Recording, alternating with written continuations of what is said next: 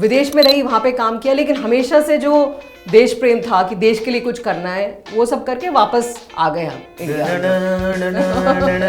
Music back of the mind बजता हूँ। क्या एजुकेशन एक बहुत अच्छा पैरामीटर है पॉलिटिक्स में घुसने के लिए? क्या ये कंपलसरी होना चाहिए? I am national spokes person for the party. अब रोज जाके टीवी चैनल पे जब आप डिबेट कर रहे हैं और ऐसे ऐसे डिबेट की आज राहुल गांधी को फ्लाइंग किस दी गई, तो आप सोचते हैं कि मतलब what am I doing with my life. लोगों में ह्यूमर क्यों नहीं है? स्पेशली पॉलिटिक्स में ह्यूमर क्यों नहीं है? है? लोग कोई, मैंने लास्ट टाइम कब किसी पॉलिटिशियन को जोक मारते हुए सुना मुझे याद नहीं है। I was speaking to some students and I was asking them, I said, when you think of a politician, what is the first image that comes to your mind? So they said, corrupt. Second, everybody wearing Nehru jacket, all men, and old, which is all true actually. मैं अपने comments कभी भी नहीं पढ़ती हूँ, क्योंकि मुझे पता है कि आधे से ज़्यादा कमेंट्स होते हैं कि सुपनखा है, जीबी रोड पे चले जाओ, तो वो सब पढ़ने के बाद लगता है कि यार वापस वर्ल्ड बैंक चले जाने चाहिए क्या। In that sense, I really adore your leader, Arvind Kejriwal, because he wears चप्पल। अरे भाई साहब, इससे कंफर्टेबल चीज नहीं है इस दुनिया में। मुझे शॉर्ट से चप्पल में ऑफिस बुलाओ, मैं 365 दिन आऊंगा। यार उनको बुलाओ मैं मेरे पॉडकास्ट। बिल्कुल उनको बुलाते हैं। आजकल मैं उनसे सबसे पहली कंप्लेंट ये करूंगा, पॉलिटिक्स साइड में मूवी रिव्यू क्यों नहीं करते आजकल आप? अभी तो बहुत जीत होंगी, बहुत हार होंगी, और ये तो एक पन्ना है, अभी तो पूरी किताब बाकी है।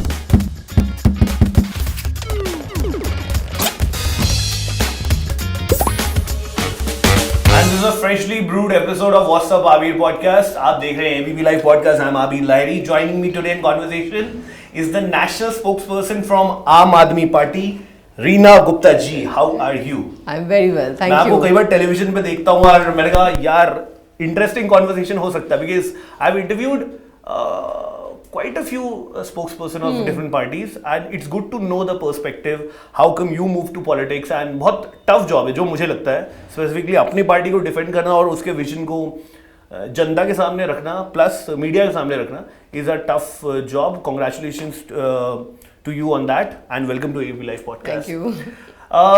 हम पॉलिटिक्स पे आएंगे, but before that I would love to know your journey into politics. How come you came into politics? क्या इसमें परिवारवाद इंक्लूडेड है या नहीं है? अगर नहीं है तो कहाँ से? Because what I know from my research is you have a pretty good credentials attached to your education side, and वहां से कैसे शिफ्ट हुआ वो करते हैं. पहले कहाँ पले बड़े आप? कौन सा शहर है दिल के करीब? तो यूपी से हूँ. Okay. यूपी में एक छोटा सा शहर है, चंदौसी नाम है. Okay. मुरादाबाद डिस्ट्रिक्ट में है. Okay. वहीं पे परवरिश हुई. पिताजी मेरे सरकारी अस्पताल में डॉक्टर थे. 2 छोटे भाई बहन हैं, माँ हैं घर में, और शुरू से बहुत ज़्यादा पढ़ाई पे बहुत फोकस था. मतलब घर में डॉक्टर हो तो पढ़ाई लिखाई तो बाय डिफॉल्ट. एग्जैक्टली, कि कुछ करना नहीं करना है ज़िंदगी में, लेकिन पढ़ाई ज़रूर करनी है. यहाँ तक कि मेरी माँ मेरे को कभी किचन में नहीं घुसने देती थी. वो कहती थी कि ये तो सब कोई भी कर सकता है, तुम पढ़ाई पे फोकस करो. तो बहुत ज़्यादा फोकस पढ़ाई पे था. शुरू से हमेशा अच्छी रही पढ़ने में. पढ़ाई करी. उसके बाद मैंने मास्टर्स किया. उसके बाद एक गांव में काम किया काफ़ी टाइम. किसानों के साथ काम किया. आपने पॉलिसी डेवलपमेंट पे? पॉलिसी डेवलपमेंट पे किसानों के साथ काम किया. वो तो खैर गांव में तो काफ़ी ग्रास रूट्स टाइप का काम था. किसानों को ऑर्गेनाइज करना, कैसे उनको बेटर उनकी फसल का बेटर दाम मिल सकता है. कोऑपरेटिव्स बनाते थे हम लोग, रूरल कोऑपरेटिव्स. वो सारा काम किया. This is like 99-2000. अरे बाप रे, उस समय की बात है.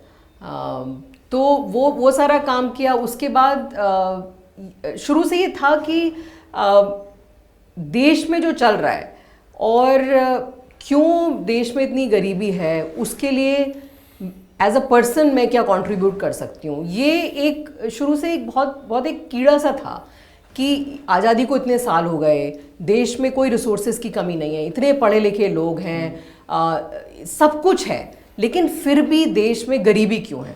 ये एक पर्सनल मेरी मिशन सी रही है.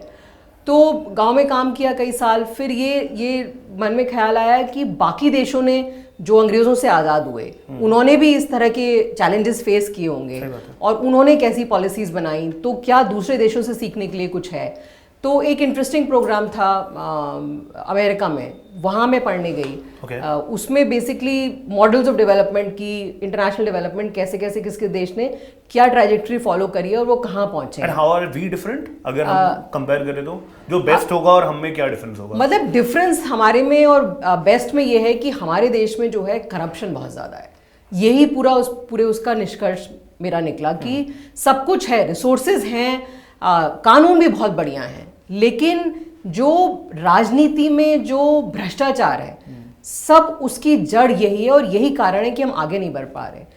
तो विदेश गई, वहाँ पे काम किया, वहाँ पे नौकरी की, वर्ल्ड बैंक में काम कर रही थी, लेकिन जैसे वो स्वदेश पिक्चर है ना, वो एक तरीके से मतलब मेरी ज़िंदगी की पर्सनल स्टोरी है कि विदेश में रही, वहाँ पे काम किया, लेकिन हमेशा से जो देश प्रेम था कि देश के लिए कुछ करना है, वो सब करके वापस आ गए हम इंडिया। ऐसा music back of the mind बजता है। इंडिया वापस आ गए। फिर इंडिया में वापस आके भी काफ़ी साल वर्ल्ड बैंक में काम करा। उसी समय इंडिया अगेंस्ट करप्शन बड़ा एक मूवमेंट शुरू हुआ था। दिस इज 2011 एक्चुअली, 11-12 में। तो मतलब देश में आपको याद होगा, पता नहीं आपने कवर किया था नहीं किया, बहुत उस समय गुस्सा था। तब तो मैं नौकरी में भी नहीं आया था, तो मतलब नवजात शिशु था उस टाइम पे मैं। एग्जैक्टली। तो बहुत सारे लोग जो ये जज्बा रखते थे कि देश को आगे लेके जाना है और देश की तरक्की करनी है और कैसे हम इंडिया को आगे नहीं ले जा पा रहे हैं, वैसे बहुत सारे लोग नौकरी छोड़ के और उन्होंने आम आदमी पार्टी बनाई। I was one of them, I was fortunate to be one of them. Party join करी, हर तरह के काम करे, पर्चा लिखने से लेके, कैंपेन करने से लेके, पोस्टर लगाने से लेके, नारे लगाने, धरना करना, पॉलिसी लिखना, सारे काम किए पिछले 10 साल में पार्टी के लिए। और मतलब मैं बहुत ज़्यादा अपने आप को फॉर्चुनेट मानती हूँ कि अरविंद केजरीवाल जी ने एक ऐसी पार्टी बनाई जिसमें हम जैसे लोग जो ये सोचते थे कि देश के लिए कुछ करना है, और ये भी क्लियर था कि कुछ करना है तो राजनीति के थ्रू करना है, क्योंकि मैंने policy development, NGO, social work, वो सारा कुछ करके देख लिया था। लेकिन मेरे को पूरी क्लैरिटी थी कि अगर चेंज लाना है, परमानेंट चेंज लाना है, तो राजनीति में घुस के हाथ गंदे करने पड़ेंगे। और आम आदमी पार्टी से पहले जो पार्टियां थीं, मतलब अधिकतर, मी बीइंग अ वुमन, हमेशा ये बोला जाता था कि ये तो गुंडे मवाली लोग हैं। यूपी से आती हूँ, यूपी में कौन नेता बनता है आपको भी पता है, तो तुम कहाँ जाओगी? ऐसे लोगों की पार्टियों में तुम कैसे जाओगी, क्या करोगी? तो आम आदमी पार्टी ने वो एक प्लेटफॉर्म प्रोवाइड किया कि एक पढ़ी लिखी महिला उसमें आके ज्वाइन कर सके, जिसका कोई बैकग्राउंड नहीं है, कोई परिवार नहीं है, कोई रिसोर्सेज नहीं है, बहुत मिडिल क्लास साधारण फैमिली से है, वो आके अपना एक स्थान बना सके और कुछ चेंज कर सके। दैट इज, आप बोल रहे थे उससे मुझे एक सवाल आया, इस पे ना बहुत पहले भी बहुत सारे लोगों ने कॉन्वर्सेशन किया है। क्या एजुकेशन एक बहुत अच्छा पैरामीटर है पॉलिटिक्स में घुसने के लिए? क्या ये कंपलसरी होना चाहिए? What do you think? मतलब after working all these years, education obviously एक बहुत पॉजिटिव इम्पैक्ट लाता है एक पॉलिटिशियन की लाइफ में, प्लस पॉलिसीज में है। लेकिन कई लोग बोलते हैं नहीं भैया हम पढ़े लिखे नहीं, लेकिन हम कर्मठ जुझारू हैं, ग्रास रूट पे काम करते हैं। How do you deal with that? देखिए, आई डोंट थिंक एजुकेशन एक क्राइटेरिया होना चाहिए, खाली एजुकेशन एक क्राइटेरिया होना चाहिए। लेकिन कई बार आप देखेंगे कि पॉलिटिक्स के बाद सपोज आप सरकार बनाते हैं, तो सरकार नीतियां बनाती है। अब वो नीतियां आपकी कैसी बननी चाहिए, उसमें मैं मानती हूं कि पढ़े लिखे लोग और एक्सपीरियंस लोग, जिन्होंने जैसे अगर आप देखें अरविंद केजरीवाल जी को देखें आप, तो उन्होंने वो एक सिविल सर्वेंट भी रह चुके हैं। बाबू क्या काम करेंगे, क्या नहीं करेंगे, नेता किस तरह से उनसे डील कर सकता है, तो वो एक नया पर्सपेक्टिव लेके आते हैं उस तरह के लोग। तो प्री रिक्विजिट तो नहीं होना चाहिए, बट जो पढ़े लिखे लोग हैं उनकी एक अलग जगह है। और पॉलिसी मेकिंग में मैं मानती हूं कि पढ़े लिखे लोगों को पॉलिसीज बनानी चाहिए, क्योंकि आप देखिए, अब जैसे आप अभी बिल्कुल रीसेंट एग्जांपल देखिए, आप जो किसानों के कानून बनाए गए, अब किसानों के कानून बनाए गए, आपने किसानों से ही चर्चा नहीं करी और आपने वो कानून बनाए, आपने रिसर्च नहीं करी, आपने बैकग्राउंड नहीं देखा, आपने ये नहीं देखा कि इंडिया की रियलिटी क्या है। ऑलमोस्ट लाइक कहीं से कॉपी पेस्ट करके आपने कुछ कहा कि हमारे देश में भी ये लागू कर दो। तो इस तरह के जब अगर आप ऐसे कानून अगर बनाने लगे देश में जिससे कि देश की इतनी बड़ी पॉपुलेशन को इम्पैक्ट हो, तो उसमें आपको प्रॉपर रिसर्च होनी चाहिए, प्रॉपर एक्सपीरियंस होना चाहिए आपका, और उसमें जो लोग जिनको थोड़ी टेक्निकल नॉलेज भी होती है उनका एक अलग योगदान है। ठीक है, make sense.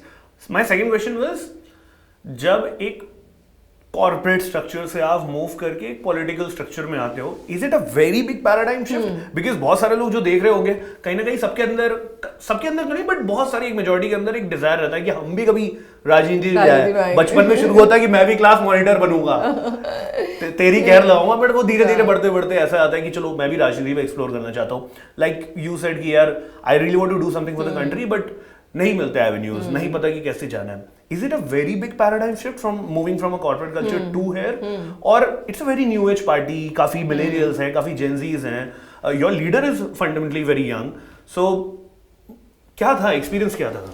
So I think for most other political parties it will be a big paradigm shift. लेकिन आम आदमी पार्टी में, क्योंकि जैसे देखिए कॉर्पोरेट वर्ल्ड में क्या होता है, आपका इंसेंटिव स्ट्रक्चर बिल्कुल क्लियर है।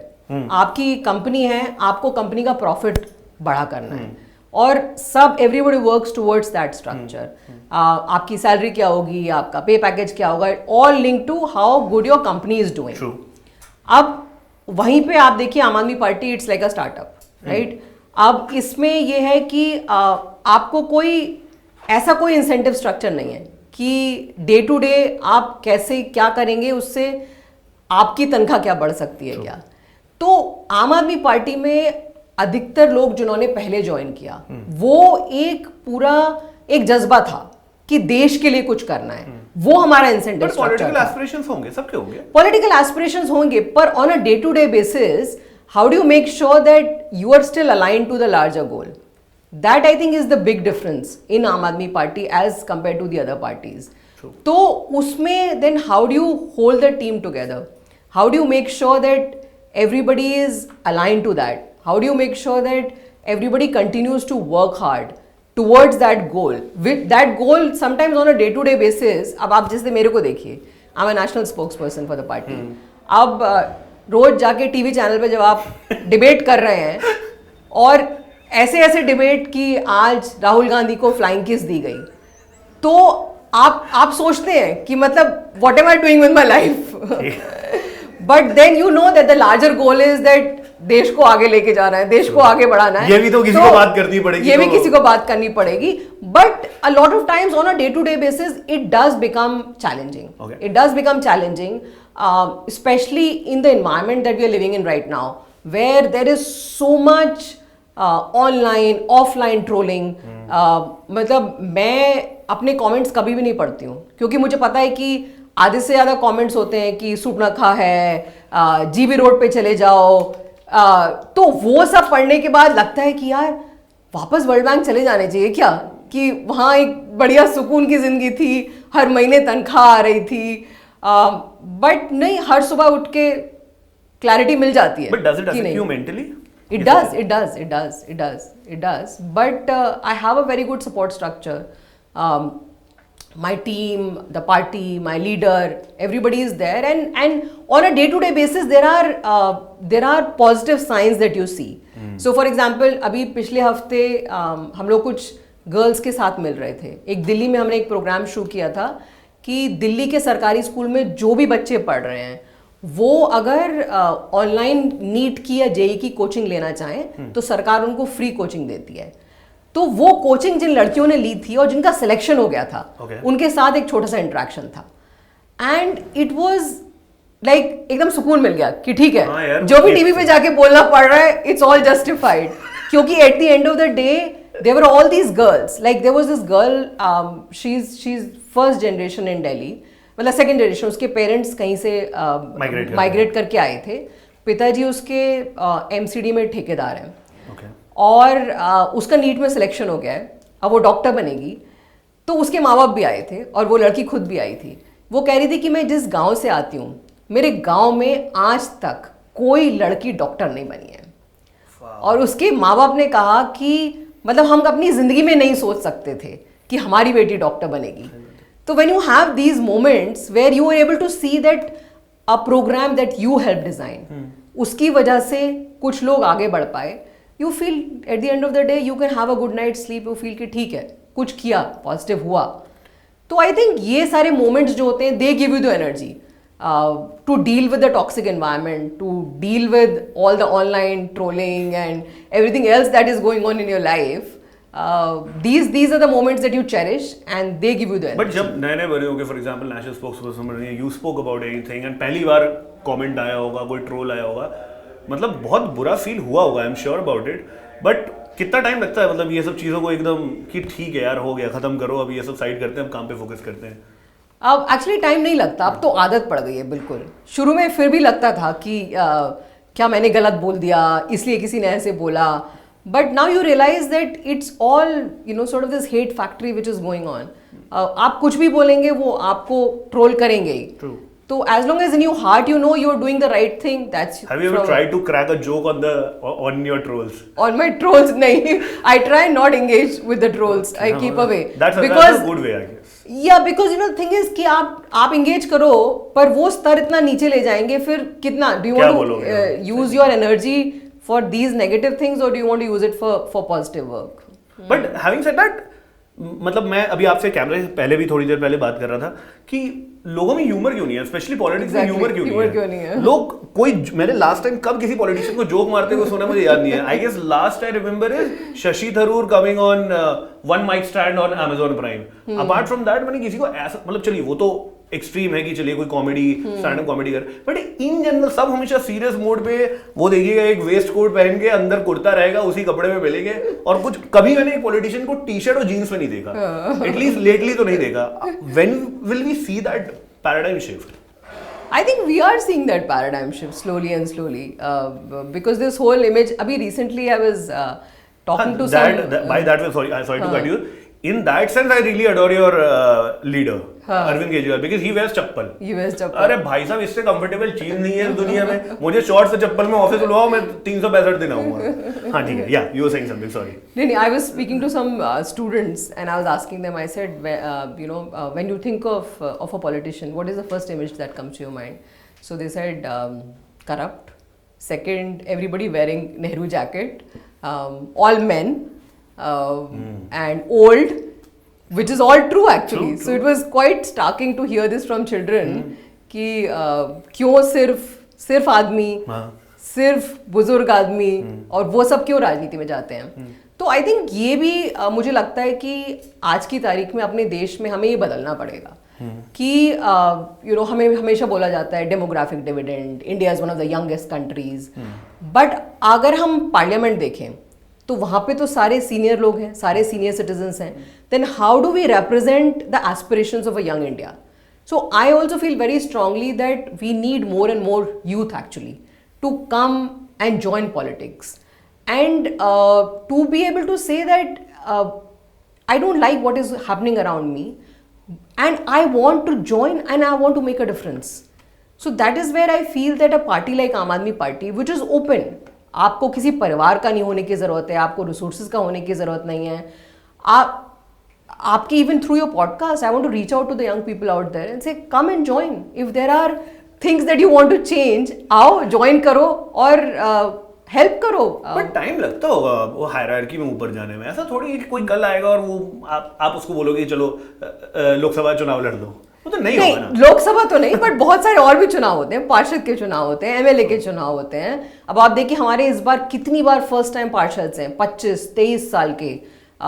We have somebody Rafia from old Delhi, she is 25 years old and she is the first time corporator. ऐसे बहुत सारे एग्जाम्पल्स हैं. So because it's a new party, there is no Parivarvad.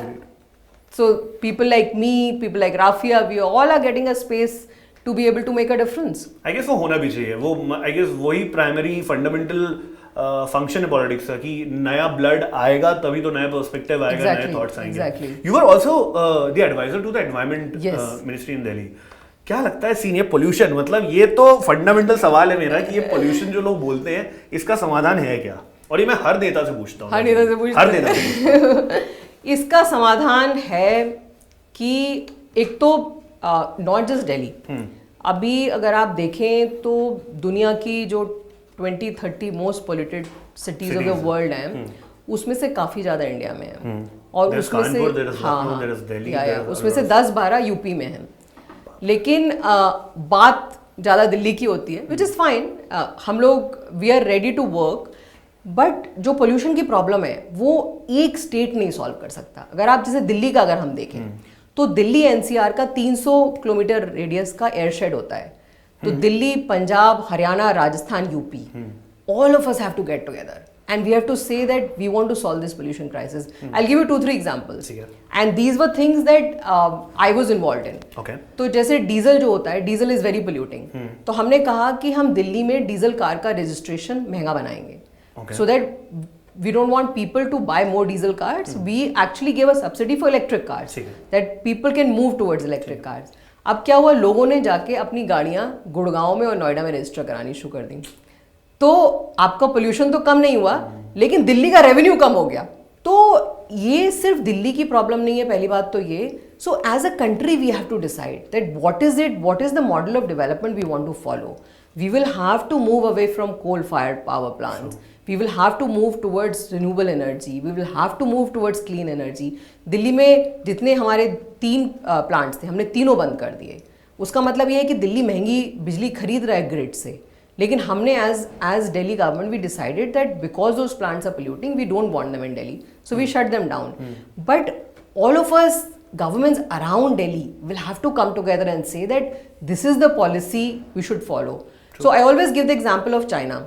China ने बहुत अच्छे से कुछ सिटीज़ में पोल्यूशन की प्रॉब्लम सॉल्व करी, और उन्होंने क्या करा, उन्होंने टारगेट सेट किए कि अगर फॉर एग्जांपल दिल्ली अगर ये 5 चीज़ें करेगी तो दिल्ली को केंद्र सरकार 10,000 करोड़ एक्स्ट्रा देगी, और अगर गुड़गांव और यूपी नहीं करेंगे तो उनको पेनल्टी मिलेगा।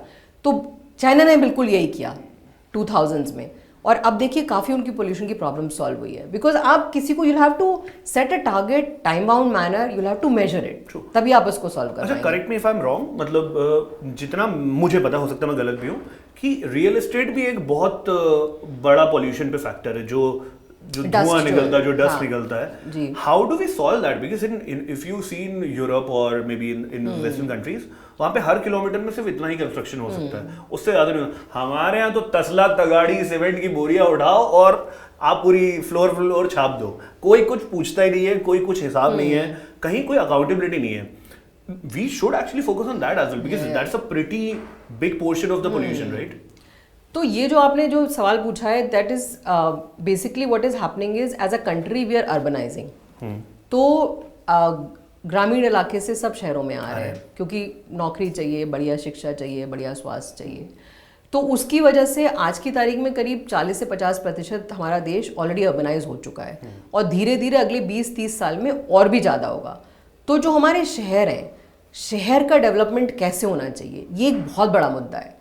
अभी आप देखिए कि दिल्ली में तो करीब 25% हमारा ट्री कवर है, लेकिन आप गुड़गांव में चले जाइए, आप नोएडा में चले जाइए, कि वहाँ पे ट्रीज आपने बहुत कट करे हैं, और वहाँ पे कंस्ट्रक्शन बढ़ता जा रहा है। तो ये भी एक, this is also a policy that how do we develop these cities so that these cities don't become parasites, these cities are still living and breathing spaces, so you need to have green spaces, you need to have blue spaces, but what are green and blue? अच्छा, blue is water. Blue is water. Okay, so you need green and blue spaces. ज़्यादा तेज चलता है मेरा थोड़ा सा।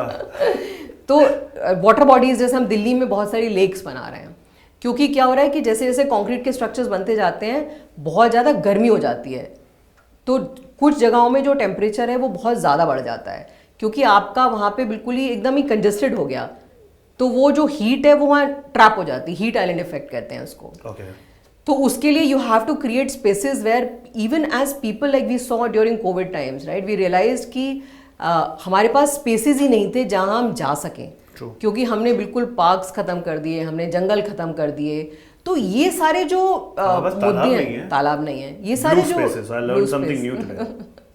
तो अब ये सारे जो मुद्दे हैं ना, ये एक तरीके से हम भारत को, पूरे देश को किस दिशा में लेके जाना चाहते हैं, ये सेंट्रल लेवल पे बड़े मुद्दे हैं।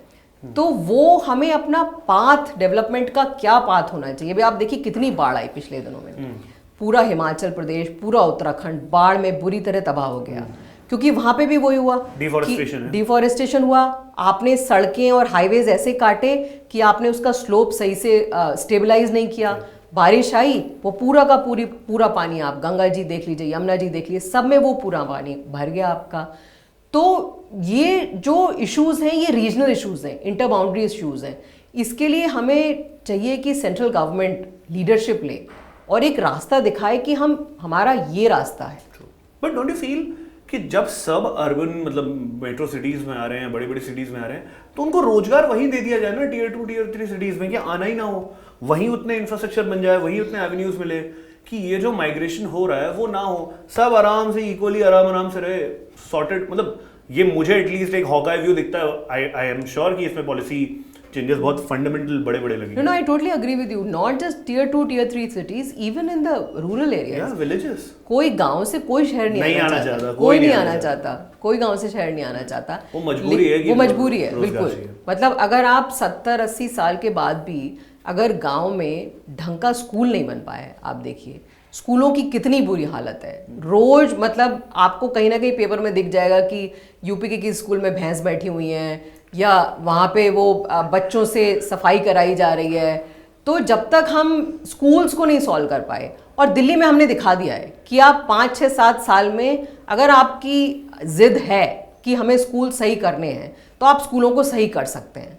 और ये भी एक आम आदमी पार्टी का बहुत बड़ा कंट्रीब्यूशन रहा है। हमने जो पूरे कॉन्वर्सेशन को स्कूल्स के ऊपर, शिक्षा के ऊपर जो हम लेके आए कि क्यों है 76 साल के बाद भी अगर बच्चों को अच्छी स्कूल आप नहीं दे पा रहे हैं तो then what are you really talking about. Education is a positive catalyst. अगर चीज़ों को सॉल्व करना है, that's what at least I believe in, कि एजुकेशन नहीं है तो चीज़ें और खराब होंगी। सो हाँ, चीयर्स टू दैट कि एटलीस्ट वो चीज़ें तो सही हुई है। Recently, I was also following a couple of videos on YouTube, and you mentioned about a pension scam. मैं बहुत ज़्यादा नहीं समझा इसके बारे में, and I would love to know what exactly is the entire scene about, because a lot of time government say that ऐसा कोई स्कैम हुआ नहीं है, बट सिंस यू मेंशन्ड कि यार सिर्फ 200 रुपये महीना मिलता, मुझे भी लगा कि यार 200 रुपये महीना तो बहुत ही ज़्यादा कम है। What exactly is the entire scene, please. तो देखिए अपने देश में एक ओल्ड एज पेंशन है, जो बुजुर्ग लोग हैं उनके लिए, this is national security pension scheme. Okay. तो उसमें केंद्र सरकार 200 रुपये देती है। उसके बाद स्टेट गवर्नमेंट्स अपना कंट्रीब्यूशन कितना भी बढ़ा सकते हैं। दिल्ली में पूरे देश का सबसे ज़्यादा है, हम लोग 2500 रुपये देते हैं। और अभी रिसेंटली सीएजी की रिपोर्ट में ये निकला था कि जो पेंशन स्कीम का पैसा है वो केंद्र सरकार ने एडवर्टाइजमेंट में यूज़ किया है। मतलब मोदी जी के जो फोटो आप देख रहे हैं जगह जगह G20 और किसी भी एयरपोर्ट पे चले जाइए, तो वो पेंशन स्कीम का पैसा उसमें यूज़ हुआ है। आज की तारीख में जब सिलेंडर जो है 1200 रुपये का है, दाल चावल पेट्रोल सब इतना महंगा है। एक तो पहली बात 200 रुपये आप बुजुर्गों को क्यों दे रहे हैं?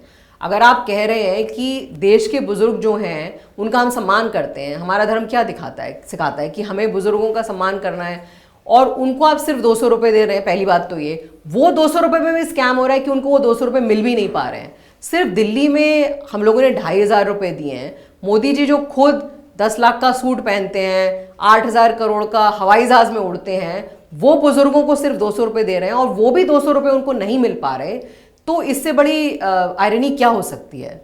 यही वो मैंने उस पेंशन स्कैम के बारे में बात करा था। वो मैंने नहीं कहा, ये तो सीएजी की रिपोर्ट है कि पेंशन का जो पैसा था वो एडवर्टाइजमेंट्स में यूज़ किया गया था। कई जगह ऐसा हुआ था कि जो लोग गुजर गए थे उनके नाम पे भी पैसा निकाला जा रहा है। तो इसकी तहकीकात होनी चाहिए कि इतना जो छोटा अमाउंट है 200 रुपये का, वो भी अगर बुजुर्गों को नहीं मिल पा रहा है, उसके लिए उनको लाइन में खड़ा होना पड़ रहा है। कई बार 6-6 महीने तक पेंशन का पैसा नहीं आता है। तो ये आज की तारीख में जब हम डिजिटल वर्ल्ड में रह रहे हैं, तो ये सारी प्रॉब्लम्स हम क्यों नहीं सॉल्व कर पा रहे? इसलिए नहीं सॉल्व कर पा रहे कि हमारी नीयत ही नहीं है सॉल्व करने की। नहीं तो इसकी कोई एक्सक्यूज नहीं होनी चाहिए कि जो बुजुर्ग हैं उनका आपके पास आधार कार्ड है, उनको टाइम से समय से पैसा क्यों नहीं मिलता, और उनको सिर्फ 200 रुपये क्यों देते हैं आप? 200 रुपये फंडामेंटली बहुत कम पैसा है। मतलब कईयों का दिन भी नहीं निकल पाता वो 200 रुपये, स्पेशली जब हम एक इन्फ्लेशन देख रहे हैं जहाँ महंगाई इतनी बढ़ रही है, उसके बाद 200 रुपये तो मतलब एक नेग्लिजिबल अमाउंट है। आने वाले चुनाव हैं, क्या तैयारी है, क्या जोश शोर से कहाँ पे इस बार फाइट हो रही है? आम आदमी पार्टी कहाँ पे कॉन्टेस्ट कर रही है? कहीं किसी के साथ अलायंस होगा या सिर्फ सेंट्रल गवर्नमेंट जब लोकसभा चुनाव होंगे उसी में अलायंस का पार्ट रहेंगे? कुछ सब कुछ बताइए, मतलब I would love to know about the upcoming elections. So देखिए, इंडिया अलायंस का तो हम पार्ट ठीक है। हैं, तो लोकसभा के चुनाव तो मिलके इंडिया अलायंस के साथ लड़े जाएंगे।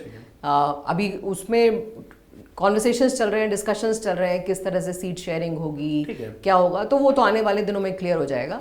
बाकी अपकमिंग जितने भी स्टेट के इलेक्शंस हो रहे हैं, छत्तीसगढ़, मध्य प्रदेश, राजस्थान, सब जगह आम आदमी पार्टी लड़ेगी। और जो हमने दिल्ली में बढ़िया काम किया है वही मॉडल हम सब जगह लेके जा रहे हैं कि किस तरह से एक ईमानदार सरकार अगर है तो वो ईमानदार सरकार आपका स्कूल, आपका हॉस्पिटल, आपका ट्रांसपोर्ट, आपकी बिजली, आपका पानी, जो मूलभूत सुविधाएं होनी चाहिए वो क्यों आज की तारीख में लगभग 75 से 80% जो देश की जनता है उसको क्यों नहीं मिल पा रही है। मतलब मुझे बहुत दुख होता है ये पढ़ के कि आज की तारीख में भी देश का 80 करोड़ लोग जो हैं हमारे, वो फ्री राशन पे निर्भर हैं। वो फ्री राशन पे इसलिए निर्भर है ना क्योंकि आपकी नीतियां ऐसी रहीं कि ना आप उनको ढंग की पढ़ाई दे पाए, ना आप उनको हायर एजुकेशन दे पाए, ना आप उनको रोजगार दे पाए। नहीं तो किसी को फ्री राशन लेने का किसी को मन नहीं होता है। जब इंसान बिल्कुल डेस्टिट्यूट हो जाता है तभी वो जाता है फ्री राशन लेने के लिए।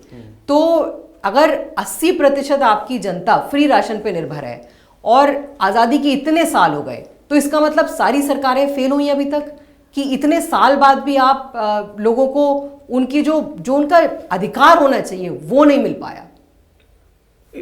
सिंस यू वर मेंशनिंग कि इतने सारे लोग हैं वो सक्षम नहीं है, तो बेरोजगारी भी एक बहुत बड़ा मुद्दा है जिसको ऑपोजिशन ने कई बार उठाया है। How do you Aam Aadmi Party try to solve this? How do you think that you guys will? जो बेरोजगारी का मुद्दा जो है उसमें 3-4 एस्पेक्ट्स हैं। एक तो सबसे बड़ा एस्पेक्ट भी उसमें शिक्षा का एस्पेक्ट है कि जब आपने जो हमारे देश का जो फ्यूचर है, जो युवा पीढ़ी है, जो हमारे नौजवान हैं, उनको आपने बढ़िया क्वालिटी ऑफ एजुकेशन आप नहीं दे पाए।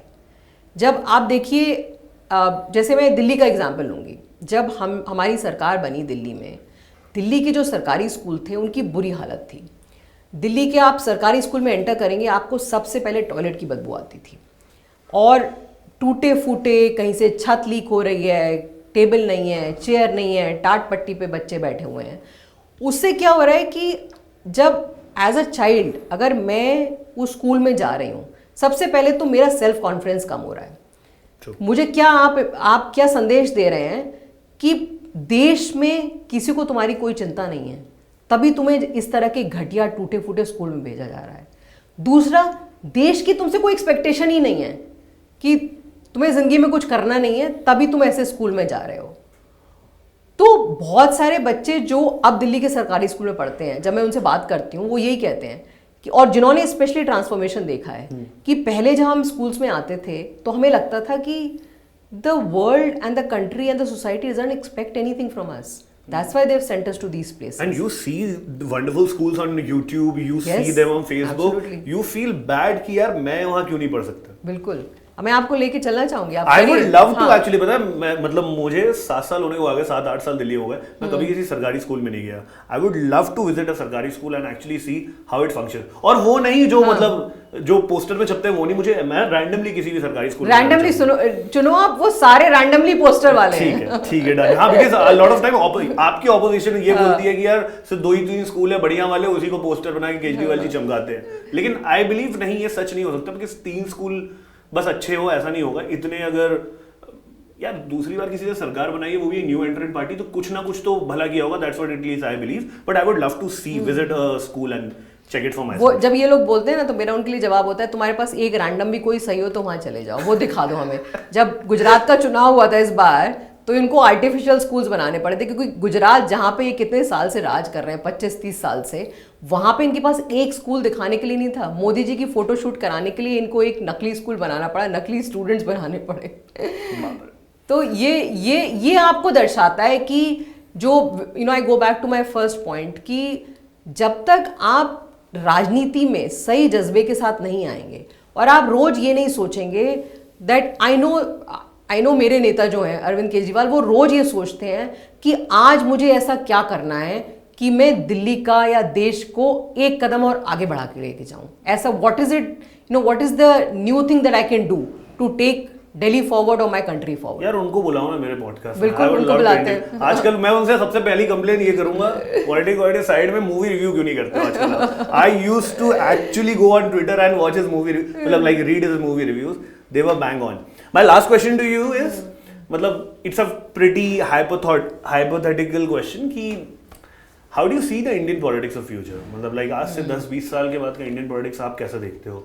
Do you see it still corrupt, जैसा जो बच्चों ने डिफाइन किया कि सिर्फ मेल है, करप्ट है, सिर्फ सफेद कुर्ता और नेहरू जैकेट पहने, या you see a change there? नहीं देखो रंगीन कपड़े पहने, ट्रू, बिल्कुल होना चाहिए, बहुत रंगीन होने वाला है। नहीं, बट मेल जितने रहते हैं सब आज भी कुर्ते में ही दिखेंगे। How do you see it? No, I see a lot of hope and I see a lot of hope from young people.